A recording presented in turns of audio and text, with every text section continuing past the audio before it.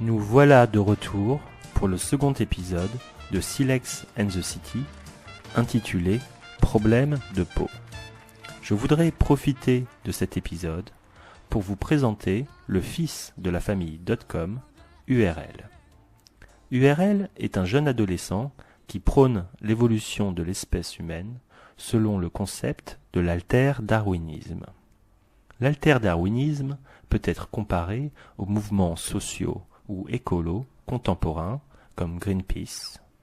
URL essaie en effet de sensibiliser les membres de sa famille aux problèmes sociaux, éthiques ou environnementaux et de faire évoluer les habitudes de chacun. Cependant, URL se confronte souvent à son père, Blog, professeur de chasse dans un collège, qui lui, très conservateur, prône la théorie classique de l'évolution. Dans cet épisode, URL va profiter que les membres de sa famille dorment pour renouveler leur garde-robe selon le concept de l'alter-darwinisme. Lorsque le père Blog se réveille au petit matin, il ne trouve plus ses vêtements. Très énervé, il va demander des explications à toute la famille. Diffusé en ce moment même sur la chaîne franco-allemande Arte.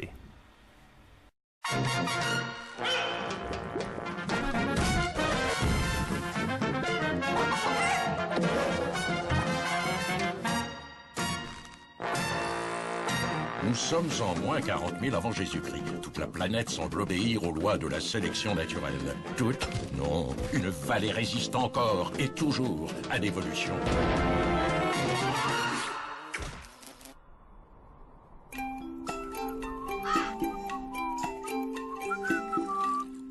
Hé, mais tu mailles le parquet là, avec ton tigre à dents de sabre. D'où tu le sors?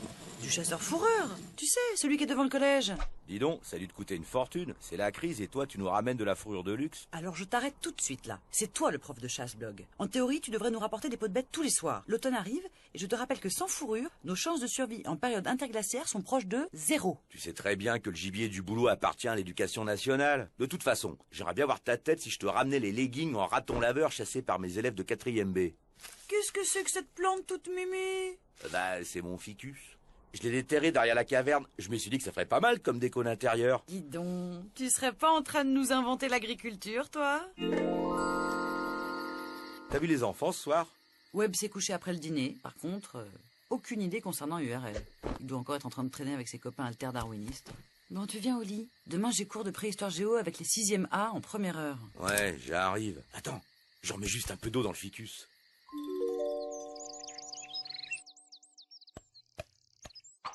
Dis donc, qu'est-ce que t'as fait avec mes vêtements? Moi, rien du tout.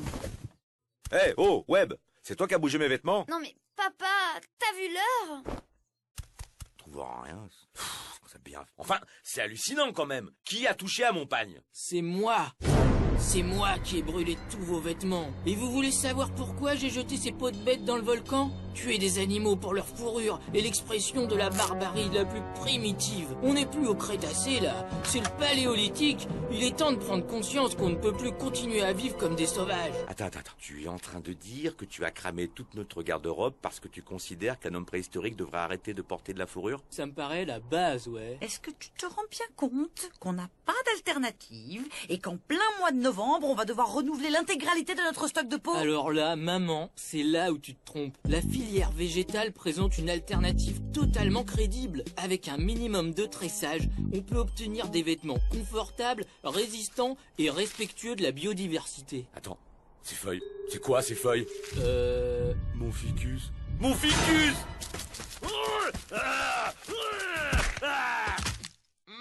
URL, dis-moi que tu n'as pas fait ça. Tu n'as pas brûlé mes collants léopards de chez Valentino? Si.